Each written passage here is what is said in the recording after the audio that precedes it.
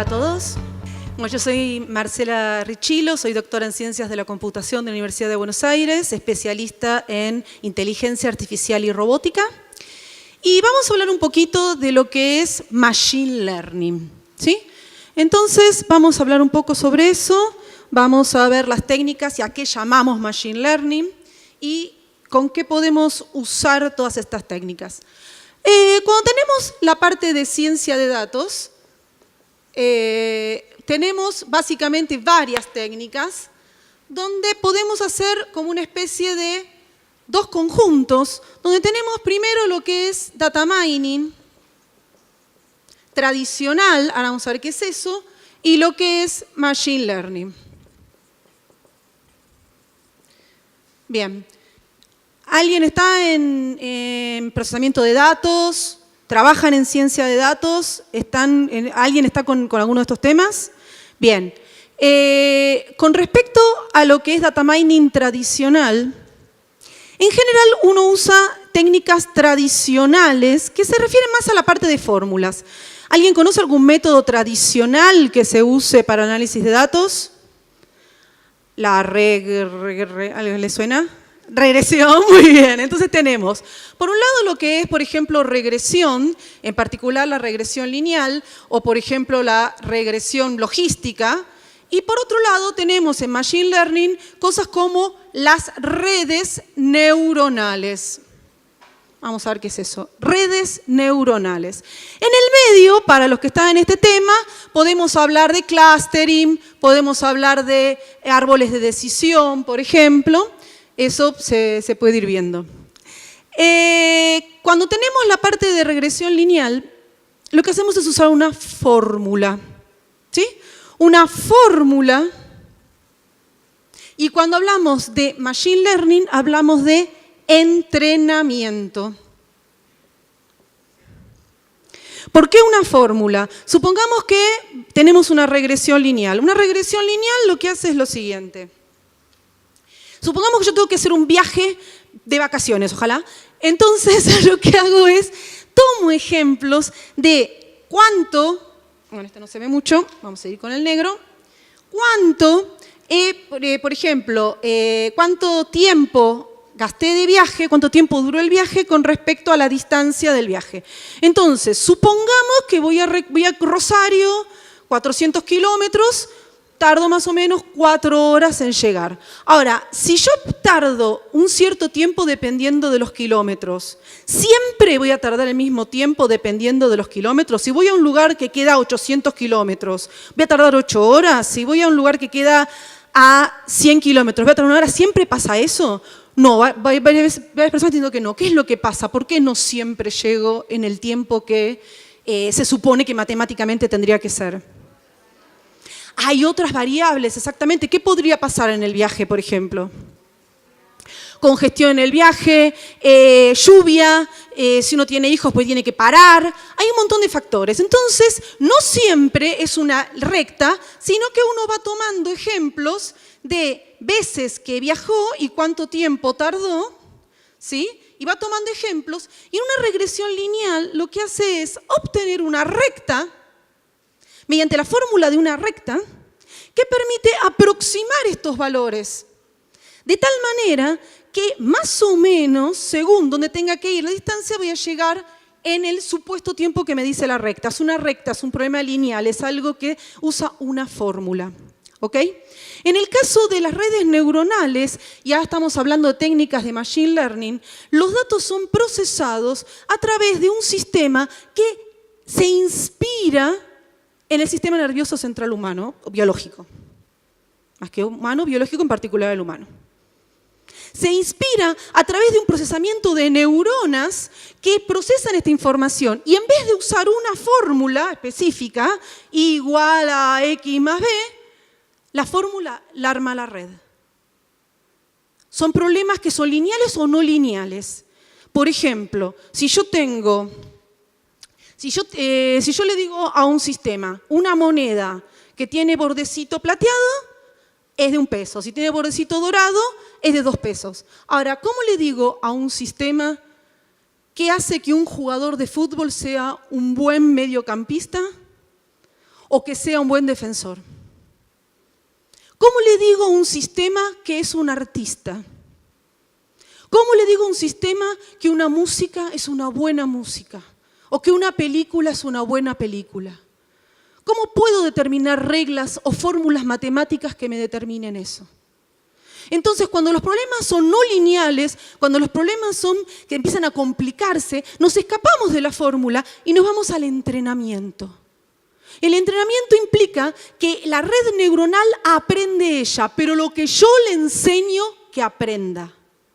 Lo que el humano le dice que aprenda. No, las máquinas no pueden aprender lo que quieren, sino lo que el humano les enseña y de la forma que el humano les enseña. Entonces, por ejemplo, dijimos que esto se inspira en el sistema de neuronas biológicas. De la misma manera que un avión se inspira en los pájaros, pero no es un pájaro, las redes neuronales se inspiran en la forma biológica de procesar la información, pero una red neuronal es así de chiquitita y la mente humana es un universo. Es incomparable. La mente humana es flexible, es impresionante. Pero bueno, veamos un poquito entonces las redes neuronales. Para entender cómo funciona una neurona biológica es una célula especializada que se conecta con otras células que pueden ser también neuronas o pueden ser, por ejemplo, células motoras que cuando el sistema detecta mucho frío y se saca la mano, cuando el sistema detecta algún problema hace mover el cuerpo o células, por ejemplo, de glándulas para que determinen ciertas hormonas que tienen que ser secretadas. Entonces, la neurona tiene un cuerpito, que es el soma, que tiene un montón de ramificaciones, que son las dendritas, y una ramificación larga, que es el axón, que es lo que se conecta con las otras células. No sé cómo podría explicarles, no sé, un dibujo. A ver.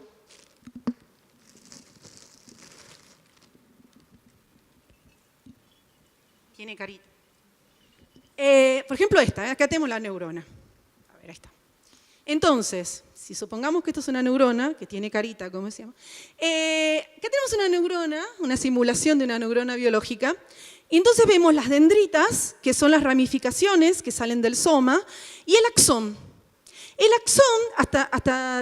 axón tiene una cubierta de células que llaman células de Schwann, que son los que tienen mielina, que son como cinta aisladora para que la electricidad que pasa de las neuronas no se salga y haga un cortocircuito, o como el plástico que tienen los cables alrededor cubriendo el cable, esos son, y mi neurona tiene células de Schwann también. Y lo que hace entonces la neurona es, recibe información a través de las dendritas, y si la considera, o sea, hay varios tipos de neuronas, ¿no? Pero supongamos la típica, si recibe la información y la considera pertinente, la procesa, y si le parece bien, lo pasa a la siguiente neurona o siguiente célula. Ese proceso de procesar la información y pasarla a la otra célula a través del axón se denomina sinapsis. Entonces, la sinapsis se hace a través de medios neuroquímicos, o sea, neurotransmisores, que son electricidad y químicos. Bien, entonces, suponiendo la neurona biológica, lo que tenemos cuando hacemos una red neuronal es, agarramos varias neuronas matemáticas, es software, neuronas matemáticas, y hacemos una capa de entrada y una capa de salida. Esto es una red neuronal típica, hay varios tipos, esta en particular se llama perceptron, es la más típica. Entonces, supongamos que le queremos enseñar a diferenciar perros de gatos en fotos. Entonces yo le pongo imágenes de perros y gatos y determina la red, lo procesa y finalmente me saca una salida de si es un perro o si es un gato la foto que yo le dije. No le digo cómo es un perro y cómo es un gato. Le doy ejemplos. Le doy ejemplos de fotos y que la red aprenda. Aprenda ella sola. Y en el medio de estas neuronas pongo una capa oculta de neuronas y las conecto. Esto todo es matemático, ¿sí? Conecto todas con todas. Esto todo es matemático, es a través de software que uno lo hace. Y básicamente es como es un programa, es un algoritmo que uno le pone las fotos, datos, por ejemplo, si un tumor es cancerígeno o no, y deja que la máquina aprenda y determine qué hace que una persona pague o no un crédito, qué hace que una persona reaccione o no a un cierto medicamento, o como decíamos antes, que pueda detectar lo que es, por ejemplo, una buena música. Una vez que uno tiene esto, puede ser que la máquina aprenda bien o aprenda mal, depende de cómo uno haya hecho el entrenamiento. Y puede ser que acierte o que no acierte. Uno puede determinar una cota de error para determinar hasta cuánto acierta o no. Actualmente, hasta ahora, se suponía que con una sola capa oculta alcanzaba y sobraba. Sin embargo, últimamente empiezan a ponerse más capas ocultas a las redes neuronales y esta nueva distribución con varias capas ocultas, vamos a poner así, varias capas ocultas, es lo que hoy se denomina Deep Learning. Deep Learning. Deep Learning. Entonces, cuando escuchan en las noticias de que se utiliza Deep Learning para el traductor online, para los traductores online, para etiquetar fotos, para ver que un autorobot va por la calle y detecta mejor la imagen de una persona, para que cuando el teléfono responde o los speakers inteligentes respondan lo que las personas les van diciendo, lo entiendan cada vez mejor, se utilizan las técnicas de Deep Learning, son redes neuronales, en particular con varias capas ocultas. La forma matemática de decirlo en realidad es que redes convolucionales, pero popularmente se determina como Deep Learning. Entonces, resumiendo un poco, tenemos que dentro de la inteligencia artificial, dentro de lo que es inteligencia artificial, encontramos el área de visión artificial, encontramos procesamiento de habla y encontramos machine learning. Machine learning, como decíamos, gracias a la tecnología y a la potencia del procesamiento de datos, se está utilizando mucho para procesar datos en ciencia de datos. Dentro de Machine Learning tenemos varias técnicas. Una de las técnicas, hay varias, una de las técnicas es redes neuronales. Y dentro de las redes neuronales, tenemos lo que se llama Deep Learning. Una cosa muy importante que para ir cerrando les digo, que la inteligencia artificial existe, es un campo de estudio que permite que las máquinas puedan estar con parte de visión, de habla y de machine learning, un aprendizaje automático, y es totalmente diferente a la inteligencia artificial completa o superinteligencia artificial o inteligencia artificial general o inteligencia artificial fuerte. Esto no existe, eso no existe y sería una conciencia artificial que no existe y tal vez nunca exista. Entonces, las máquinas aprenden lo que el humano les enseña. Las máquinas se entrenan según lo que el humano... Aprenden solas, es cierto, pero después de que el humano programó el entrenamiento, después de que el humano seleccionó los ejemplos y verificó que la máquina estaba aprendiendo. Las máquinas no tienen conciencia, no tienen ni ganas ni intención, sino que hacen lo que el humano les dice y les programa. En síntesis, estas son unas técnicas que actualmente está utilizando muchísimo, que empiezan a crecer cada vez más, vienen de teorías de los años 60, sin embargo, hoy la tecnología nos permite procesar o grandes o pequeñas cantidades de datos, pero de una manera más eficiente, que hace crecer este área y se pueden aplicar en cosas de economía, de medicina o de arte. Y son herramientas hechas por humanos y para los humanos. Muchas gracias.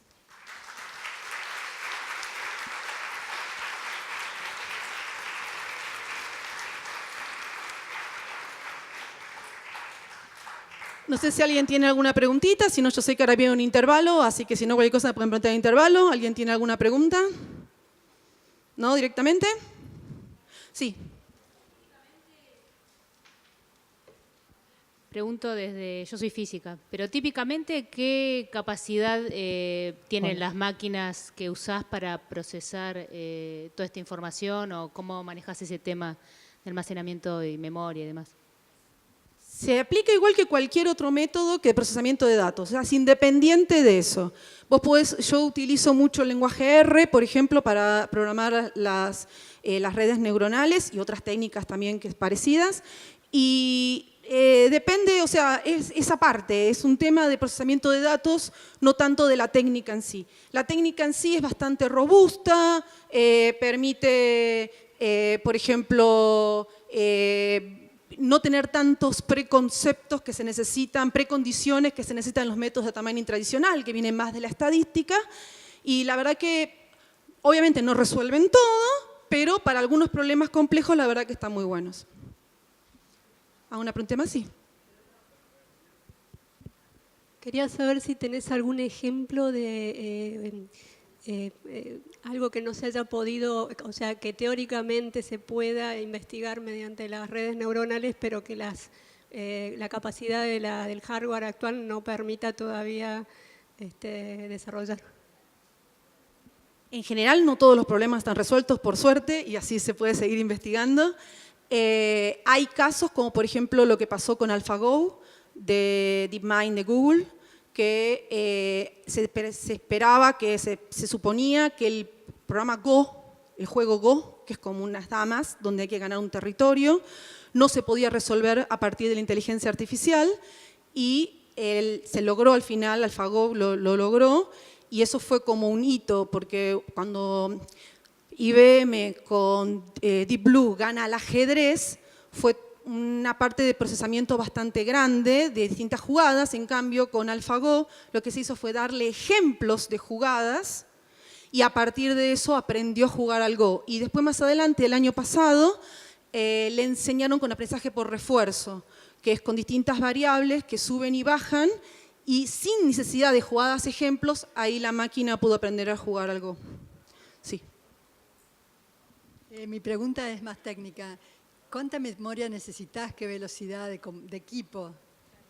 Sí, está relacionado con la pregunta de ella. En realidad depende del problema, o sea, es más allá de lo que es la red neuronal. La red neuronal en una PC común, dependiendo del problema, se podría ejecutar. Yo lo ejecuto con lenguaje R, por ejemplo, o hay algunos paquetes que se pueden usar, pero depende del problema. Si vos tenés, hay una idea de que Deep Learning necesita muchas cantidades de datos. No necesita muchas cantidades de datos, sino que al revés, está buenísimo para procesar grandes cantidades de datos. Si yo tengo que analizar opiniones en Facebook, yo le puedo enseñar a una red neuronal qué opinión es buena, qué opinión es mala, y después le hago analizar millones de opiniones porque ya aprendió, bien o mal, depende de la calidad del programa que uno hizo, aprendió a qué llamo opinión buena y a qué llamo opinión mala sin necesidad de darle palabras concretas. No tengo que decirle esto me gusta o esto no me gusta, sino que conceptos, che, qué bueno, o me parece que se pasaron con esto. Esas frases también puede entender que son buenas y malas opiniones.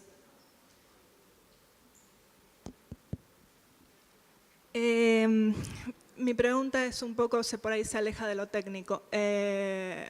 Mencionaste que no existen las conciencias artificiales porque no tienen ganas y no tienen... Pero las personas que manejan las redes neuronales pueden llegar a tener motivos y ganas de diferentes cosas. ¿Conoces algún caso donde se haya dado una consecuencia perjudicial a la sociedad, por ejemplo, en el reconocimiento facial, que después eso se aplique para, no sé, para implementar un sistema de castas en la sociedad y cosas así?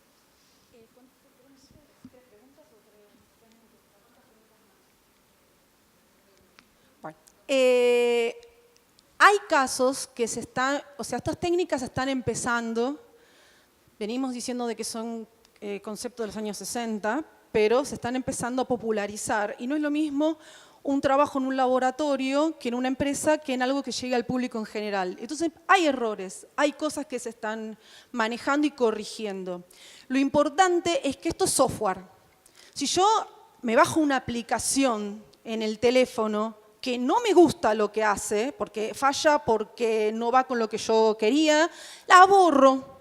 Entonces, si una empresa detecta que un software que tenga técnicas de inteligencia artificial no va, bueno, se conseguirá otro de otra marca. Entonces, lo importante es que esto, la decisión y la responsabilidad de las decisiones cuando uno utiliza software, algoritmos con técnicas de inteligencia artificial, es del humano. El humano es el que tiene la decisión.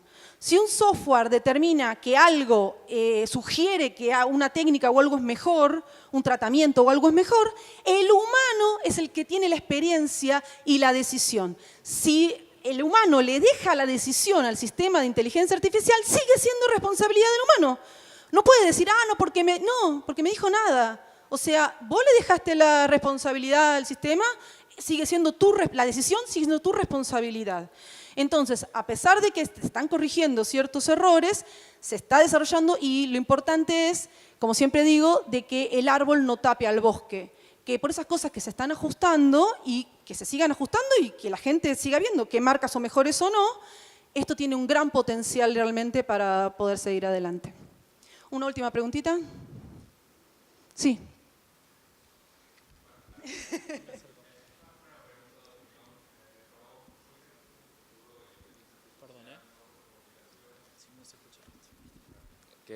¿Cuál sería el futuro de la inteligencia artificial, no tanto en sus aplicaciones, sino como un procedimiento, como un algoritmo? ¿Se hace cada vez más poderoso? Yo soy una persona que la regresión lineal se permite hacer predicciones dentro del campo de estudio. Yo hago eso. O sea, yo hago predicciones hasta ahí, digamos, hasta tendencias más que predicciones. Y cuando los futurólogos por ahí te dicen mucho tiempo después, en realidad nadie lo sabe. Hoy lo que está pasando es que están usando cada vez más. Entonces, los desarrollos van a seguir y se van a seguir utilizando porque esto está en crecimiento. Ahora, ¿a qué puede llegar? No podría decirte. Lo que sí puedo decir es que esto complementa la inteligencia humana, de la misma manera que, no sé, un auto le permite a un humano llegar más lejos. Esto complementa, son herramientas hechas por humanos y para humanos, como decíamos. Y sí, lo que está bueno es que, por ejemplo, cuando yo veo una sopa de letras, por ahí hay una palabra, no la encuentro, y por ahí doy vuelta a la sopa de letras y la veo esa palabra. Entonces, esto no es una inteligencia que supera a la humana, puede ser una inteligencia diferente. Eso podría ser. Algo que nos permita dar vuelta la sopa de letras y encontrar algunas soluciones que hasta ahora no se podían encontrar, como la pregunta que vos decías antes, que esto podría ayudar al ser humano, ojalá lo haga. Lo importante es que hoy se está investigando y se está creciendo y desarrollando cada vez más. Muchas gracias.